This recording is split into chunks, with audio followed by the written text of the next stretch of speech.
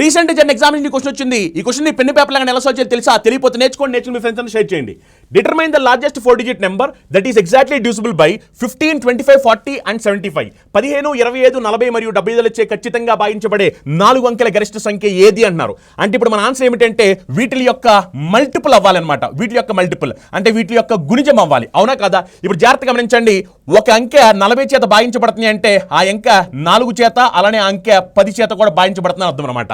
అవునా కదా? మరి 10 చేత భాగించబడుతుంది అంటే ఖచ్చితంగా మన ఆన్సర్ లో లాస్ట్ డిజిట్ 0 ఉండాలి. Last digit 0. ఇగో లాస్ట్ డిజిట్ 0 ఉంది, ఇక లాస్ట్ డిజిట్ 0 లేదు, రాంగ్ ఆన్సర్. ఇక లాస్ట్ డిజిట్ 0 ఉంది, ఇక లాస్ట్ డిజిట్ 0 లేదు, రాంగ్ ఆన్సర్. అంటే మనకి ఈ రెండిట్లో ఏదో ఆన్సర్ అయి ఉండాలి. అవునా? ఇప్పుడు జాగ్రత్తగా గమనించండి. ఇక్కడ మీరు గమనిస్తే కనుక ఒక అంకె 25 చేత భాగించబడుతుంది అంటే కనుక చివరి 2 అంకెలు 25 చేత భాగించబడాలి. మరి చివరి 2 అంకెలు 20 చేత భాగించబడాలి కాబట్టి ఇక్కడ చివరి 2 అంకెలు 60. 25లో భాగించబడుతున్నా, భాగించబడలేదు, రాంగ్ ఆన్సర్. మరి ఇక్కడ చివరి 2 అంకెలు అంటే 2 సున్నాలు అంటే 100.